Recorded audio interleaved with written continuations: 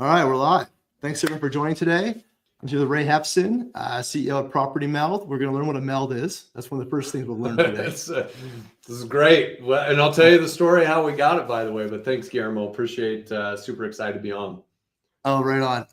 I've got a guess because of where you guys are, and I'm just hoping I'm right. I've just got a deep down guess. I'll get at that. Thanks everyone for listening today. So we've got Ray from Property Meld. Maintenance application and property maintenance, having a great run right now. Big news releases this quarter. I know why I couldn't get a hold of you in December. We'll talk a little bit about that. We're going to chat about getting to hell yes. And for everyone listening or maybe tuning in for the first time, why getting to hell yes is an important conversation to have. Is the buyer has more information than ever before. The days of persuading someone to do something they don't want to do is long gone, especially when it comes to technology.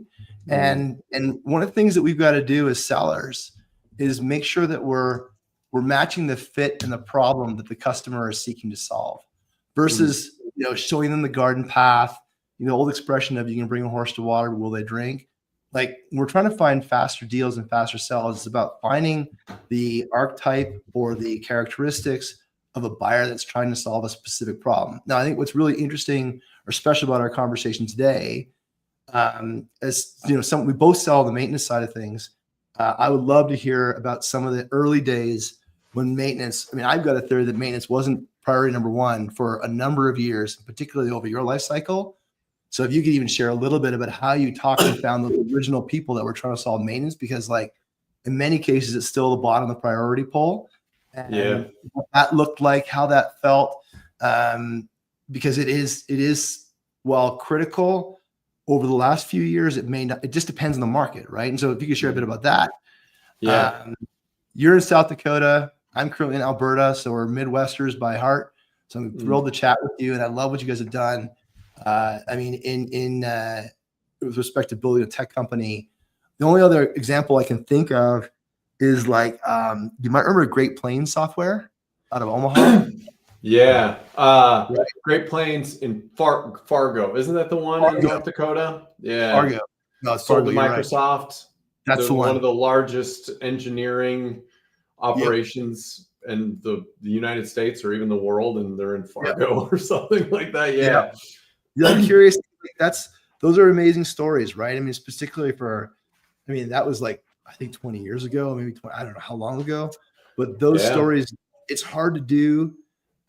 So anyways, we'll get going here. So the first thing we always chat about is a little bit about your background. How'd you end up in this role? How'd you end up wanting to solve maintenance? What's the problem you solve out there?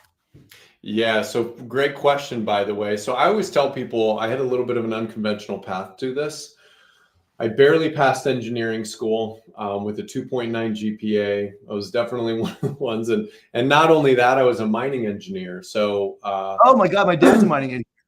Oh, yeah. Great people, by the way. They're like the engineering kids that you want to go drink with that are not going to be in the study hall. That's us. And then I was a 2.9 within that. But anyway. Yeah. And you don't mind long walks by yourself. Sometimes you have to. Well, and out there you have to. But so my background, I graduated there. My first actually tranche and experience was after the last housing crisis. If we want to, say the 08, 09 one was the last one. And I was going in after, and I was in construction materials, not a fun time to be in construction materials. So one of the greatest gifts I was given, honestly, is my job when I jumped into it, I interned for these people and I came in and hey, one person's got to do this job, not two anymore. And that's you. Congratulations. Welcome. And so, after going through my, 5 stages of grief, thinking I'm coming to get this easy job, I got an opportunity to learn how to optimize things, because how do you turn 2 people's jobs into one? I had to automate a lot of different things. I had to find ways to get good data to where I could watch it. And I ended up getting my life together a little bit. And the great thing is I got sent with basically the same company to different parts of the country to kind of keep doing the same thing. It's just optimizing the machine and the engine while maintaining safety standards, high safety standards, high environmental standards, and then you had to do more with less. And so it was a gift. My last gig guy. That's the Bill Gates. Hire the laziest engineer. Oh my goodness, I was so lazy. I'm waiting for this like this gift one day of this laziness to be able. I'm like, oh, if I just do this, then eventually I'll be able to take a break. And then last one I was in Baltimore, and half the team got laid off on like a Wednesday, and the guy who was supposed to lead them quit. So I got flown in on Friday, and we ended up getting the company stabilized. You know, great people that work there were able to have longer careers because we were able to kind of save the plant. So long story short, I was a big operations person before, and so so segue that into my co-founder called me one day when I was in Baltimore, and he's like, "Hey man, I know you've moved around a lot. My maintenance experience was atrocious. Is this normal for you?" Thing. And I said, you know, I'm pretty handy. I fix a lot of things myself. And I said, well, let me check, because I'd never do it. And so I ended up doing an evaluation of about 25 different property management companies, learned their processes. And I was like, oh, we can do some stuff here with some automation. Everyone's going to be happier. So yeah, that's the story. That's how I got into it. A little unconventional, but you know, now that's an interesting segue, because like, that's not hell yes. That's a problem. Yes. Yes. Those are two different things, right? Like an expression I use, a story I tell is that my shop desk in my garage is a mess. It's a problem, but I've never cleaned it up in 7.5 years. So how do you make it a priority? How did you, like 9 years ago? So like, again, someone who's selling in a maintenance in 2024, it's a totally different conversation. There are people listening and looking. In when you guys found a property melt, how did you get started in getting and attracting the conversation around maintenance?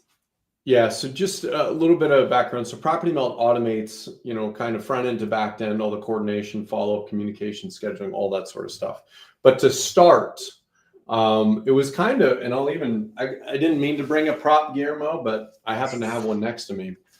When we were building this together, by the way, this is my favorite artifact. This is the business plan from 2014. This is literally V1 before any code. Yeah.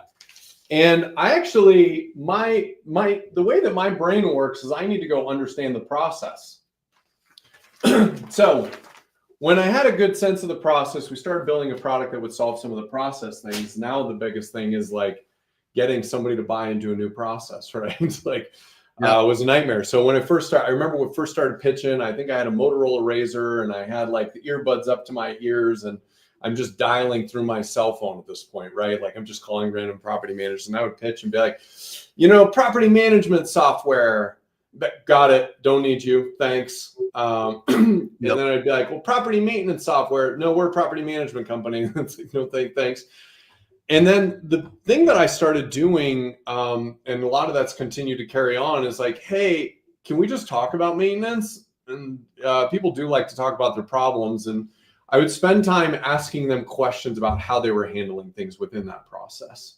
Yeah. And by asking enough questions, it was kind of like this thing where you could hear on the other end of the phone where like the voice is starting to get solemn, and there's almost starting to have the depression leak in, because it was almost like I wasn't paying attention to it, but now we're having a conversation. I actually really hate it now. Now that you say it, that is why I can't take vacation. That is why I'm losing all these people. That's why I'm getting all these angry phone calls. And so the thing that we learned about that is really, if you understand their problem really well and you get them to see their problem really well, then all you got to do is make it easy for them to get what they want.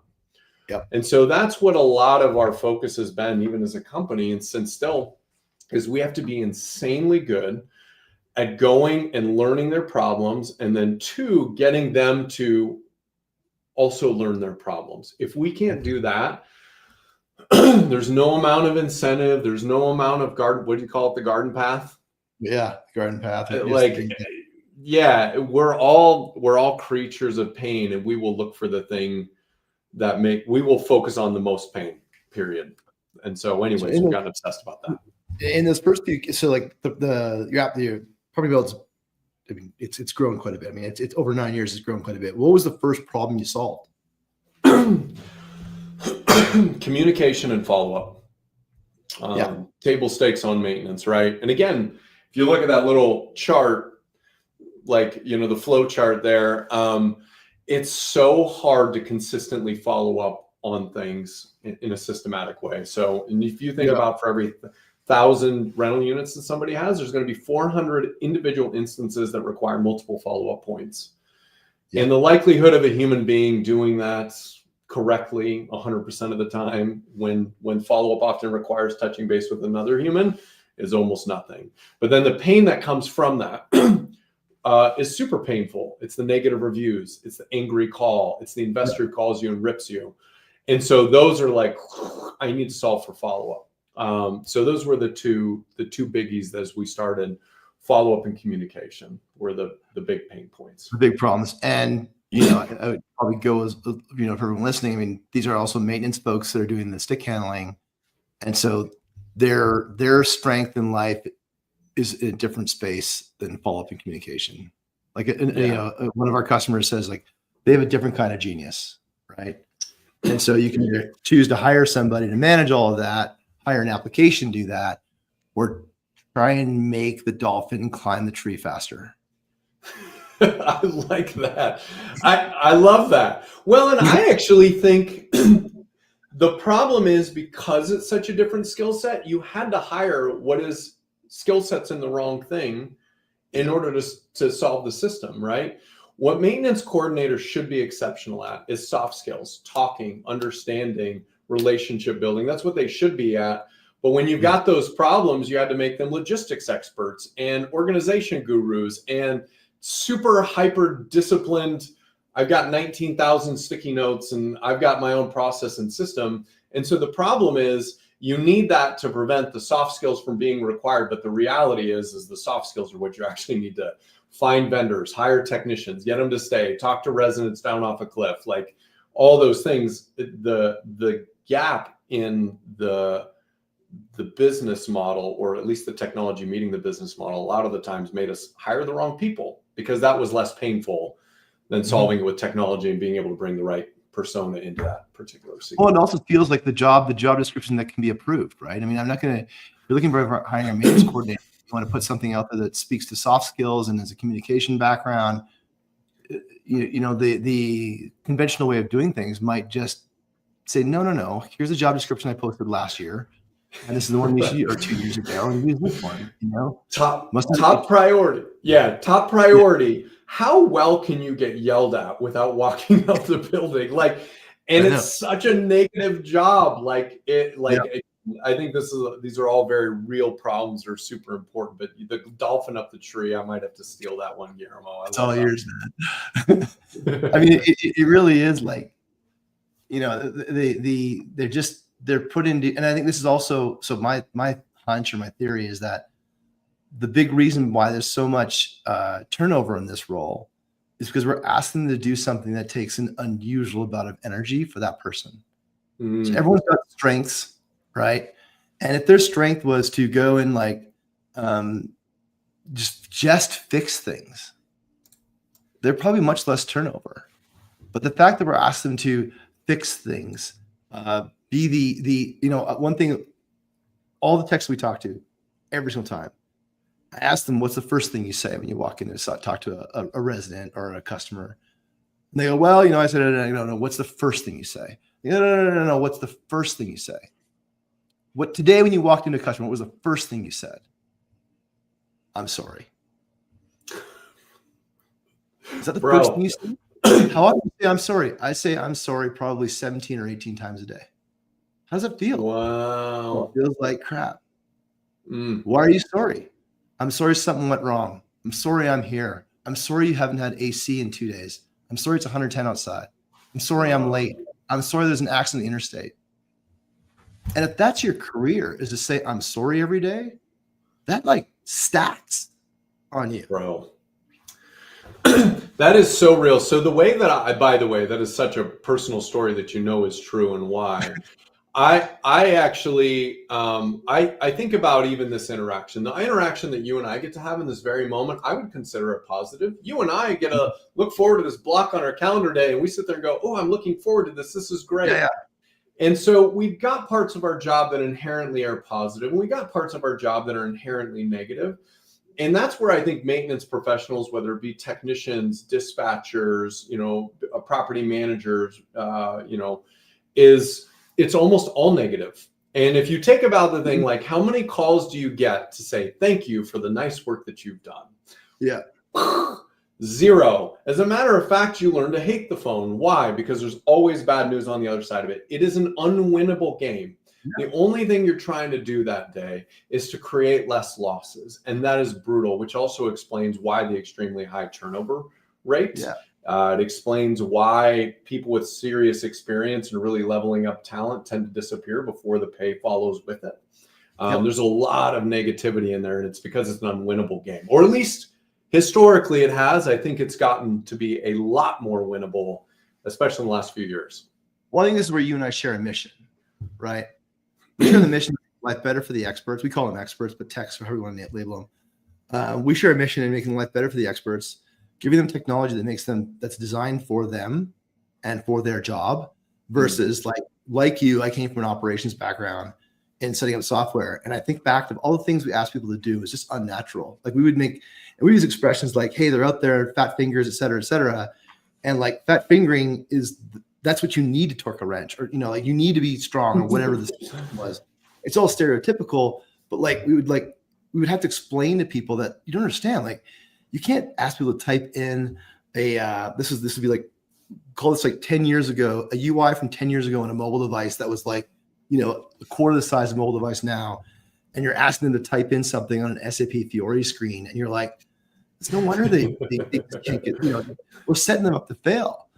And so it's just this empathy for those people that ultimately their job is to solve people from being stuck is something we share. And I see it in a lot of your posts, and it's awesome because very few people are actually celebrating them. We share your passion for celebrating them as being experts. We do a lot of stuff that kind of pump them up directly, but the amount of gratitude that goes to them natively just doesn't necessarily exist because they're just doing their job, right? But it's a tough job. Do you know what's so great though? I will tell you, if you want a gift that the economy has given us over the last few years, it's been this really slow tranche towards you're really important, aren't you? Like, can you find a way to be better at your job, right? Because we think about rent is not going up in most markets. And a lot of the times, if you get a renewal, that you have a shot at it. If you're not getting a renewal, you're getting some rent compression. And so then everybody's looking underneath the revenue line and going, well, my property taxes, well, when property values go up, those go up. Insurance, that's a heavy news hitter. That's going up a lot. Maintenance, going up a lot. And you're sitting there going like, which one's operator do you feel like you can control, or at least you have a shot of? And so now all of a sudden we're seeing people go, hey, parking lot clearing, is there a way that we can get these things under control? Expert, and now even as a byproduct, that's the economy is forced in almost every conversation, selfishly, I love it because maintenance is important. I've always believed it's important. It's important for renewals. It's important for NOI. It's important for these things, but everybody's putting like a little spyglass on it and they're going, how do we do this? And the how do we do it is somewhere between the asset and group of people that have not historically had the attention put on them. And totally so one of the cool things that we're seeing, I don't know if you're seeing it, Guillermo, as well, but like the leveling up of talent that I'm getting to talk to at maintenance levels. It used to be this thing where it's like, hey, Bill, you want your shot? Well, you got to go through the crappiest job. That means you need to be the maintenance super. And then when you do that, then maybe you can come to it's like, no, they're sitting there going, let's pull in a VP that's background is in logistics and predictive modeling of whatever. And it's like, whoa, okay. Like people are trying to really get that in. They're the most important people now, which is great. They deserve it. Right. But, my background. So when I was working in ops, we worked with heavy industry is how I introduced myself, right? 25 years centralizing heavy industry. So above ground mines, remote mines, below ground mines, potash mines, utilities, energy, drilling, transportation, rail. I've got an obscure amount of trivia about how those industries work from an operations perspective. And it all comes down to how do you make it a safer place to work? People were dying, right? Yeah. So we had shareholder obligations for our customers to make things a whole lot easier. And so in those situations, we found a lot of people in those roles that were managing multi-billion-dollar assets, and there's a cascading influence, but they're all logistics trained. There's a heavy influence on those people, because when in that business, when something went down, revenue evaporated. Yeah. Like if a well goes down, there's no oil today, right? Yep. And now we're seeing that, to your point, we've been given this gift that when a resident leaves, it's harder to fill that spot. Mm-hmm. And if the government does its job well, we're actually going to have so much more housing online that you're not only fighting just the regional influences of jobs, but the government does their job right, it's going to level significantly at the macro level. Like you look at new homes, right? So we build typically 1.7 new homes a year in the US. Well, they need to build 2.5 million. Yeah. Right. Multifamily are bringing in half a million new units in the next year, but we really need like 2.5. It's to flatten out the affordability on housing. There's a generation of millennials that are looking to move from their first residence to the new residence. So what are they moving towards? Affordability, the index of what you can afford to buy. I think you even posted it yesterday, like what you would qualify for on the average price of a home and what the median income salary is. There's a gap of like 25 points. You did post it yesterday. Yeah, well, I think it was earlier this week, but yeah, I know what you're talking about. Resi. And so you look at that gap, like it's divide by zero. Yeah. And you know what? I would say one of the big things is also, and just in all fairness of the operators who are like this, and we're sitting here going, oh, well, we move it. The ability to move the needle is a little bit more known. So I was actually talking yesterday. It's the most interesting problem to solve because you're solving for three variables. I might have posted that. I don't know what I did. I tend to think about that. I don't know what I'm doing. Say variables. Say it. You've already let it out. You can't change it now. Yeah, I'm already out. So there's three things you're optimizing all at the same time. You're optimizing right now for maximizing renewal rate. Wasn't the case in 2020. We were like, oh, that's okay. Do a 1-year lease. We're going to raise prices. But now we're trying to maximize resident renewal rates while simultaneously minimizing maintenance costs, while simultaneously maximizing our margins or profit. Mm-hmm. And oftentimes in a mature price service quality, price service speed, whatever the value triangle people do, they're like, well, you can get two at the expense of one. The reality is very early in the maturation of a process, you can actually optimize for all three. And so one of the things that we're starting to look at, and we're getting ready to release a report on this, is like maintenance behaviors and correlations to lease lengths are actually starting to be very, very clean.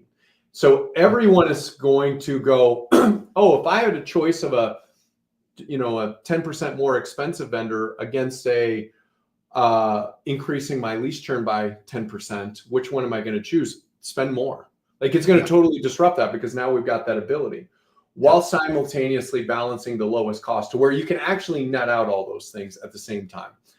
And operators or whatever it is are all backed by finance people. And the closer you can draw that line to what do I need in resourcing? What do I need in performance? What do I need in tooling? Everybody wins monetarily. The resident gets the best experience. And so that didn't exist. And so it makes sense why I wouldn't put my chips there. Like, hey, go change renewal rates. It's like, well, how? Thanks, boss. Well, let's put in another dog park. I don't know. What are we doing? And it's like, but now we're going podcast video. But now we're sitting here going like, ooh, maybe I shouldn't send a tech out for this one. Maybe I should send a vendor. Like, ooh, maybe I should, if I'm doing it, maybe I should overstaff on this particular property because of the condition. Maybe I should look at understaffing this one. Starts to make it more known. Anyways, I'm going on a tangent, but I think the thing is, it's fair to not judge how we looked at it in the past because we didn't have the information to make those intelligent decisions that I think has really started to open up in the last few years. Well, I'm going to give you a bit of credit here. I think that it wasn't a priority. So you managed to make it a priority. I mean, at the grand scale of things, there's 1, 2, 3 things you need to solve for in the last 3 years. It was like leasing, lease ups, and then and can I get my rent collected? Mm-hmm. Yeah. It wasn't about the maintenance. In a world, I mean, this is economics 101. In a world where there's scarce supply, demand goes up and demand fills itself. But now we've got supply coming online, demand's coming down, prices are equalizing, we're hitting a new equilibrium. And the problem is that the input costs, interest, insurance, are moving from the bottom up. So look at a traditional P&L of your EBITDA line, like earnings before interest and taxes, right? Let's put insurance below the line so you kind of have an operating income view of things. Yeah. The only thing that's controllable is maintenance.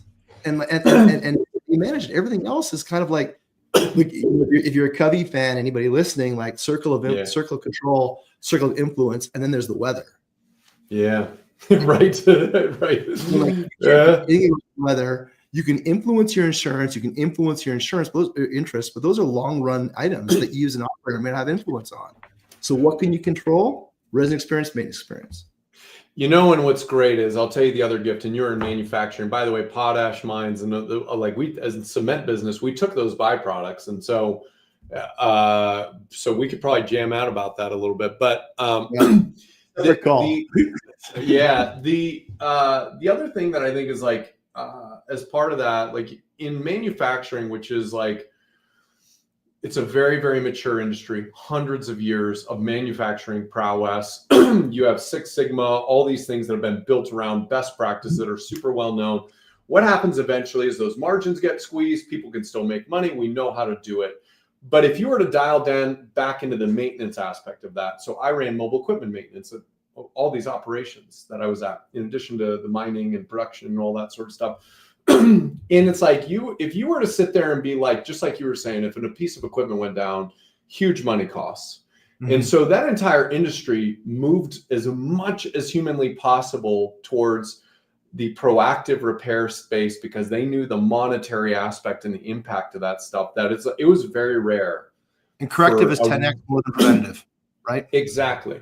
And so the cool thing is we don't have to like invent a lot of these concepts and thesis. We have to merely take the frameworks that are over there of very, very mature industries. And so that's where a lot of this data and stuff comes from. It's like, it's really expensive to fix an air conditioner in an emergency situation.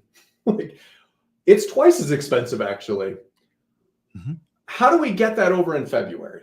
You know, and there's some other things that you're doing in modeling, you know, and anyway, so the nice thing is we don't have to reinvent the wheel. It's actually just bringing those best practices over to and what things apply in property maintenance operations. And there's a lot more overlap than a lot of people would probably realize. I mean, ultimately, a building's worth $100 million, right? And those assets need to be maintained. And so how are you going to, or $100 million building, I'll frame it that way. $100 million building is an asset that needs to be maintained, that has a depreciation schedule to it. Each piece of equipment has, you know, one of the things we talk about a lot, we don't solve directly, but like we used to is warranty management, right? Like if you've got service plans with your air conditioning units and they're going down and you're sending a tech to go solve it, you're actually just throwing good money after bad. Yep. Right. And so there's things like that sophistication is emerging. And tied back to Property Meld, the problem you solve is like that inventory of all those assets and managing of all those maintenance programs. Something we don't do, but like that's something that is emerging as a priority, because you don't understand if you can't pencil it any longer on things you can't control, there's things that you can control that you're kind of like throwing good money after bad at, then let's stop the bleeding. And then once you stop the bleeding, let's put together let's retrospective on this and say, okay, we sent 3 service trucks to go solve a compressor unit that we have a warranty on. What happened here, folks? Right? Each one of those trips cost me $250, so $750 out on a compressor unit that I've already paid for a service plan. And like, they don't do the math. It's not because of the way that things happen in the order of operations. That doesn't actually, it's like, it's all firefighting. The whole system is designed around firefighting. Yeah, 100%. I'll even say firefighting is expensive. I'll even say one of the interesting things that even to that point, there's a moment that actually it does not make sense to make sure the warranty pays, right? And that comes back to that data on the resident experience to maximize the renewal rate. If there was a moment in time that you're almost going to guarantee a lease churn versus you spending $250 of your own money, like it's going to start to get really interesting on how these decision points get to be a little bit more marred up. And I'll give a perfect example. We got customers that manage assets for institutional investors. It's all about cost management because there's somebody sitting behind an Excel spreadsheet going like, that toilet handle is 20% higher than I thought. And like, they're going to go back to their boss and be like, look at how much I talked him down off of. But what we'll end up seeing is a prioritization so much on cost management that you'll actually see a very distinct resident experience component that's getting very, very much grenaded. And so again, when you sit there and release the data on sitting there doing it, it's like, do you realize you're actually more destructive financially from an NOI standpoint by operating this way? Now, again, we have no other lenses, but it's going to start creating some really interesting decision point differences. Like, yes, we could get this 100% paid for, but should we, and is that the right financial move? And that is a really interesting change that's most likely coming. Our consumer goods customers have, each agent has a make good budget, and they call them make goods for stuff you audible at the line. It's Omaha, Omaha, Omaha, but they do get evaluated in what they spent that make good budget on. And so the incentive there is to facilitate the things you got to fix, but let's not make this the habit, right? And so they have a budget they're allowed to do no problem at all. But if they're constantly going over it, there's a double click on what's make good and what's not. And it's that permission to respond. And here's what we want to do, but we're going to manage it and control it. So there's accountability to it versus just do what's right in the moment. Yeah. And this is, if you want to talk about some of the cool things AI can do, you have to fundamentally understand the data. But I think like decision making, human beings are good at subjectively understanding another human. Some people are, we'll put it that way, but they're better oftentimes than just data points, right? I can read different things and be like, man, this resident's really pissed. Like, and they're actually, you can make this person happy and they're really pissed. That's a bigger problem than there's Frank. He's pissed again. This is another Tuesday with Frank. And so being able to be intuitive about resourcing to what things is very much a good thing. But there's going to be a point where, again, you talk about solving those three things simultaneously. Having a lot of the AI sort of tooling that can evaluate these decisions and help operators make near perfect or perfect decisions. So you guys just made an AI acquisition? Yes. Yep. Yeah. What about that? Yeah. So we ended up acquiring. Hey, thank you. Super great team, man. And they built such a great product. Oh, So I joked with the CEO. I was like, man, you should have put more of this in my hands. I would have paid more. I was joking, but it's so good that I play with it. But anyways, I'll tell what it is. So the company's name is Mezzo. And what Mezzo has is an AI agent called Max that has probably one of the most intuitive and friendly technician experiences that helps walk residents through resolving their own problems, or second best, getting information in a very digestible conversational way that'll help the technician or vendor like single trip it. And I always liken it to, it's almost like a technician that sits on your shoulder who's not like your dad, who would be mad if you didn't guess which wrench he needed next, right? It's like a very patient one. I joke, I'm a great dad. But they would walk you through, be empathetic, solve things, and grab the right information to do it. And it is such a cool experience. And so it is, excuse me, Max is going to be the new way that we get work requests. And so it's the new way that maintenance is submitted. And it's truly an exceptional experience. It's so good, by the way. Guillermo, you know this. If you talk to family, be like, what do you do again? Right? I could explain it to you, but it's not worth my time. But they sit there and go, I heard you acquired a company, and I did. And then I sit there and grab my phone and I hand it to them. I said, hey, submit a maintenance request. And they get a seat and back. This is really cool. Like, it's that. So anyways, super Yeah. cool company. Yeah. That's it. And that's one of the initial initiation, the initiation of a maintenance request is a huge pain point in the process right now. It's not omni-channel. It's not, it is I say often that and that you see some of these work orders as they come through, like for starters, actually, there's a separate conversation thread on this one on the concept of a work order, especially given your operations background. Like the person who is least qualified to provide the information is responsible for all of the information. That's so true. Or oftentimes there's a responsible person afterwards that calls the initial initiator to get more information because they need 3 touches. Now you're at 4 touches. Now it's a $50 work order and no one's even done anything yet. Yeah. Oh, I love that, by the way, Guillermo. The person who is most responsible for providing the right information is the most least qualified to provide the right information. Provide all the information. To provide all of it. Right? TM Guillermo. It's hot. It's too hot. It's too cold. I've got no AC. Like we've got some customers that have a lot of so I'll give you an example. This is a great one. We've got customers that have a lot of we've got some of our customers have a lot of their customers that are not native English speakers. Right? And we do translation and all this sorts of stuff, so it's easy for everyone to put stuff through. And like the logic we've had to bring in, so we get service orders that say it's cold right now where I'm at. My windows are crying. I love it. My windows are crying. You know what I'm talking about? You're in South Dakota. Yes. What do you do? Yes. My windows are crying, right? That's the work order. Like that doesn't even make sense. But if you know that they're probably boiling pot and it's minus 20 outside and there's condensation's freezing out the windows, the humidifier is set to 45. Those are all non-trip work orders. But you know what they do? They roll a truck. Yeah. Right. And that person could have been going to somewhere else because when my windows are crying, that work is an example. Who do you send? I'm sending a window guy. Right. There's bugs in my house. Bugs in my house. What's that? That is a fair representation of the problem that's been submitted. Well, bugs in my house. Okay, we'll use Iris. Take a look at it. Oh, the screen's jammed open, and it's hot outside.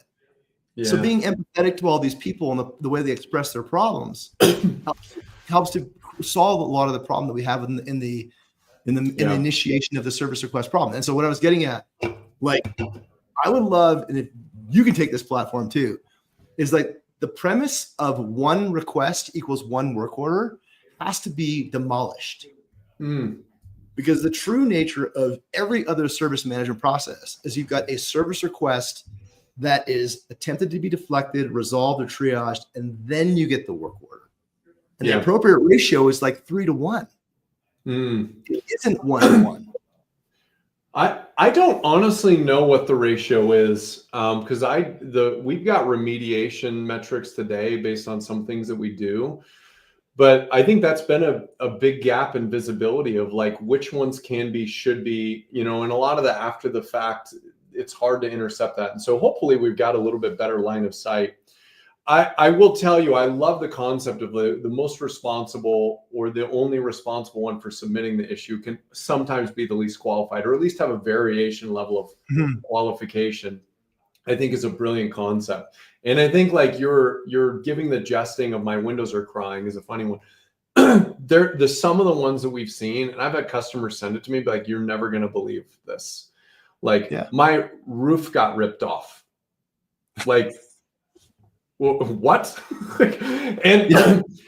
And this customer actually had the roof ripped. Like literally the roof was like, and like you're insane. Like what?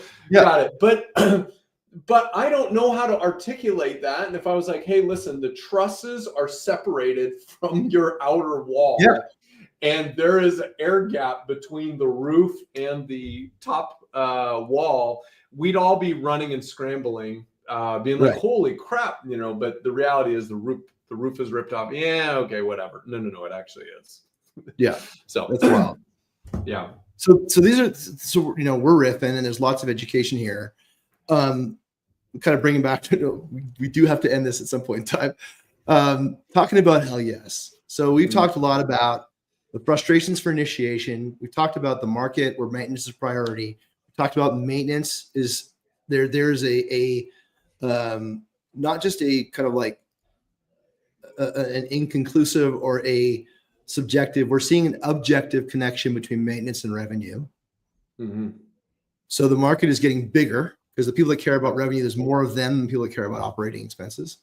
So when you're talking about a hell yes buyer and you've got 100 customers to choose from or 100 prospects to choose from, but you only have 10 that you can spend time with, who are you looking to talk to? You know, so I was on a call with an operator yesterday, and he was sharing some knowledge about an interaction with another company and the product people. And the product people, like, were basically like, "Hey, if you want the truth, come talk to us. Don't talk to sales." Like, and I was like, "That's terrible." Like, and yeah.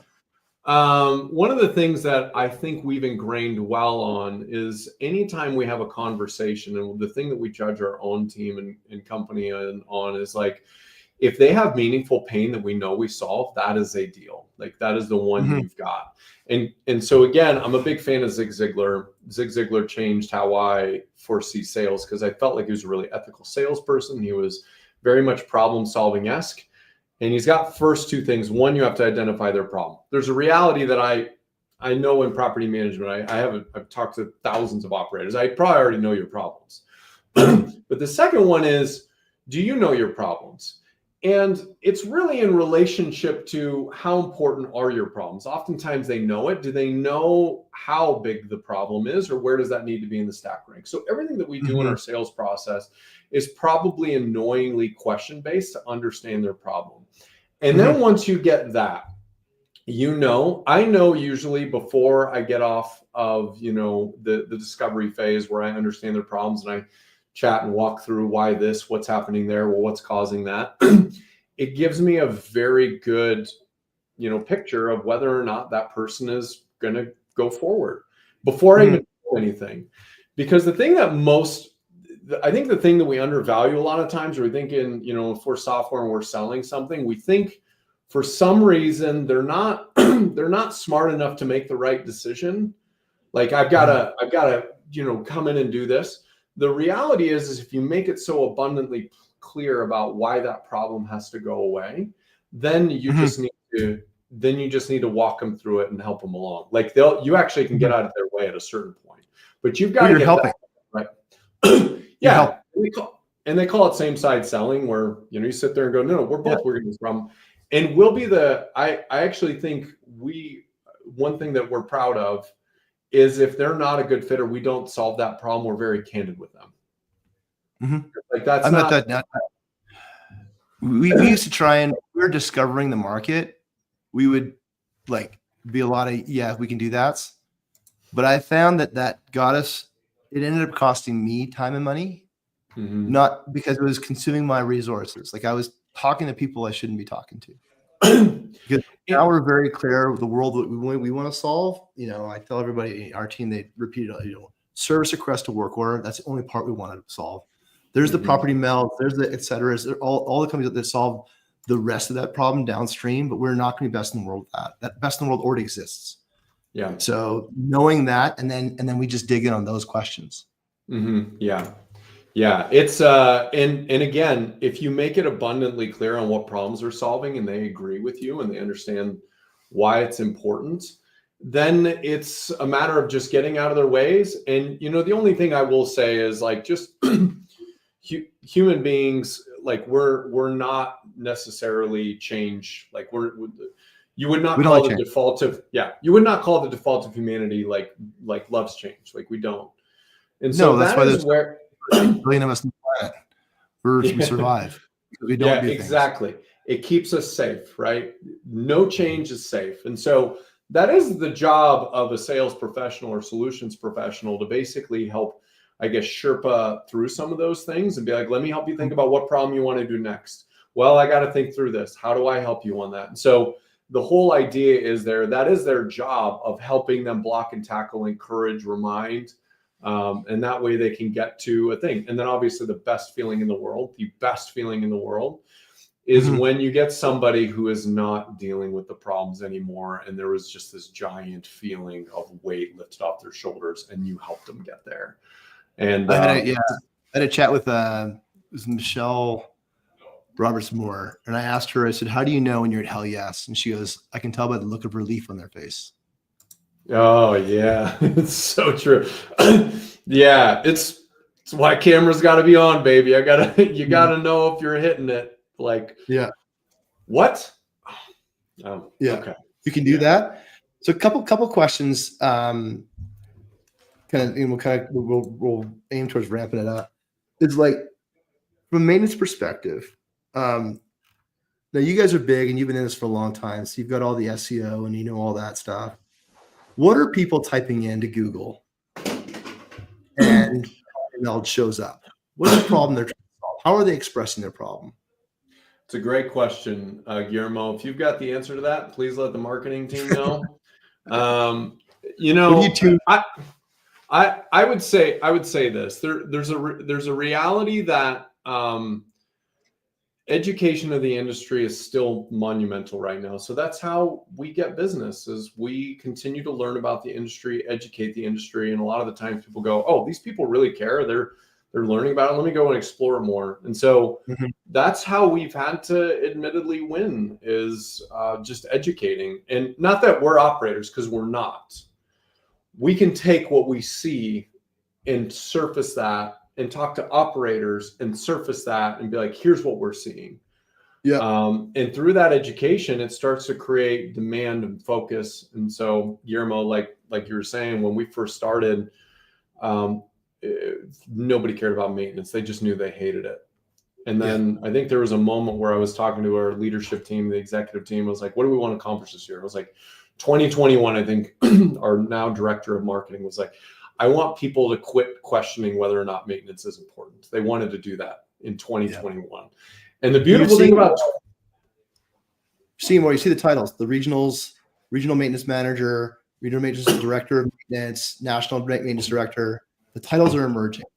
Yeah, 100%. And you see it in the personnel, you see it in the organizational budget, you see it in tech, in their tech spend. And so I think we're starting to crest the idea, is it important? But now we're kind of moving in this thing of like, how do I best do it? And so SEO, by the way, does not work really well when people don't know what to search for. There's no common language. There's no... Totally. What's the problem you're trying to solve? Right? Yeah. So if you do crack the code, Guillermo, we do a lot of stuff. But if you find the thing, let me know. Yeah. The find money button, make it easy. When you were out there, like, so the one thing I've observed when you're selling revenue solutions, there's a natural time wall, the quarter, right? When you're selling cost solutions, it's very murky to what that time wall is. And the concept of time wall is a natural event or critical event for those who are selling, a compelling event in the sales side of things that people have to do something by. On the cost side of things, it doesn't naturally exist because you can just boil the frog sort of thing, or you can kind of just like exist with, eroding margins until maybe you need to refinance, or maybe you got to, hire somebody else. What did you see? Either what time wall do you chase? What do you look for? What do you ask for when you're talking about this stuff? Well, and admittedly, I think in multifamily, particularly large multifamily, this is a really interesting question. Single family, third-party management is pretty straightforward. Single family, owner-operated, pretty straightforward. Multifamily, owner-operator, pretty straightforward. But the vast majority of multifamily that is a lot larger, it's been really interesting to kind of see the fee structures and incentive plans really aligned. And so Charlie Munger always had this great quote, show me your incentives, I'll show you my outcomes. So you have this really interesting dynamic where you have all these owners, investors that are asking these operators, can you please get these costs down? What do we got to do? At the same time, if you look at those contractual agreements and you sit there and go, if you do maintenance really well and you take some bets and maybe reorg and do some different things, where do you make more money? And it doesn't exist. So there's a really interesting, probably a milestone that I think is probably going to have to be met for broad swath changes. And it is really, how do you create a more aligned incentive structure with operators to having better maintenance performance? Because right now there just isn't. And underwriting is really good with predictability, but people need optimization to really grow the value of that asset right now. So there's an interesting. So, and I don't know who's on the winning side, because owners want to see change, but operators, in order to enable change, often have to change the property management agreements. Exactly. So they're kind of like, their hands are, and that's like, let's say I'm a mid-level employee and I've got a great idea, I've got a, whatever, great idea, and I want to get that through. The first block I'm going to get is, well, okay, now you got to get 3 owners on side, and those 3 owners got to buy in, and now we got to change all these property management agreements.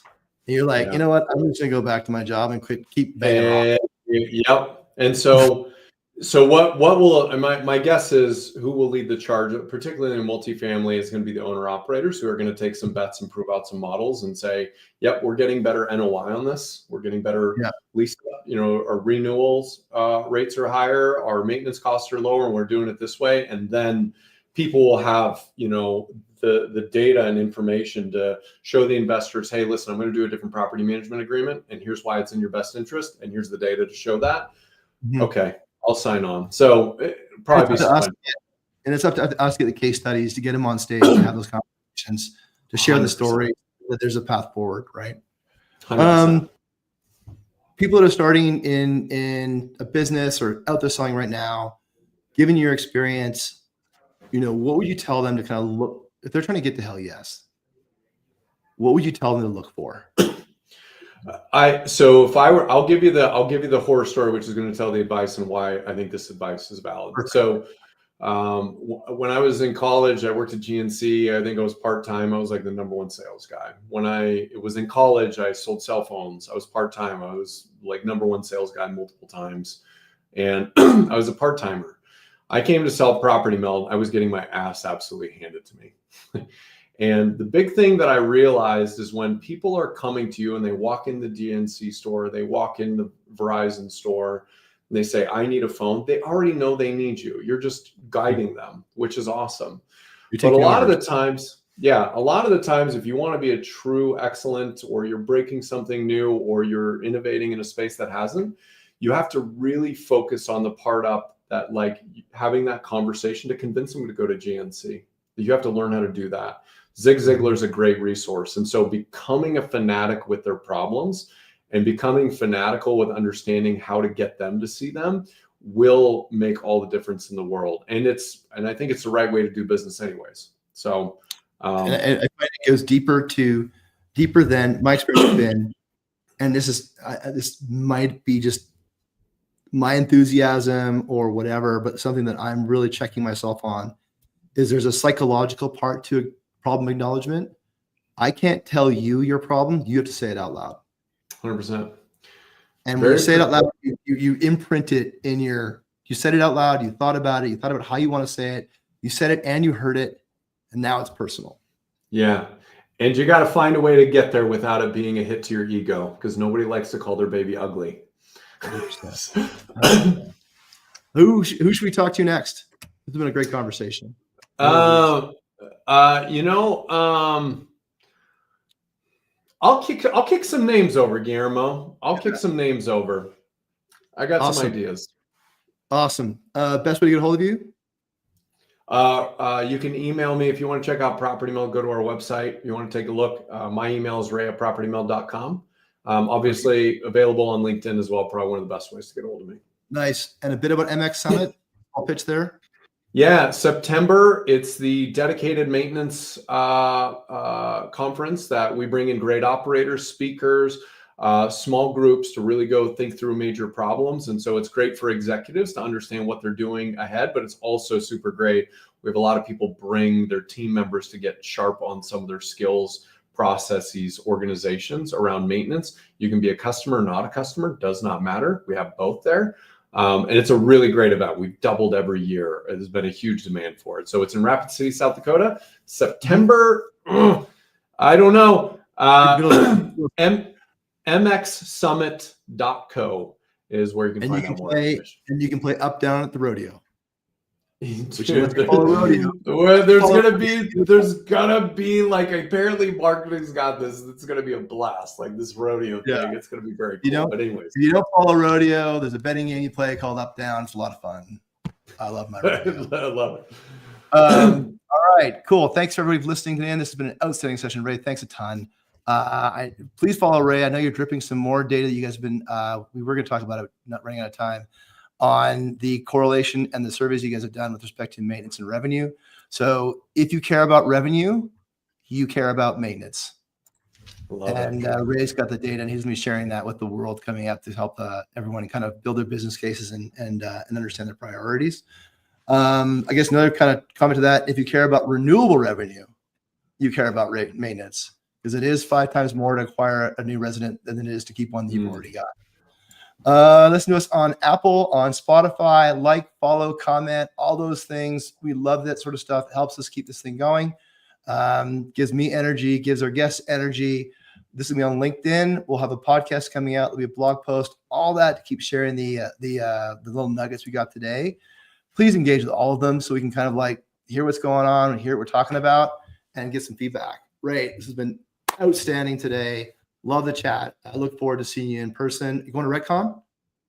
I'm not sure where I'm going. I'll find out soon. They tell me where to. There you go. That's smart. We'll chat and we'll find a place we can have a drink. Thanks everyone listening. Hey. Ray, thanks for the hour. Have a wonderful day. Take care, everybody. Hey, thanks so much. We end the stream.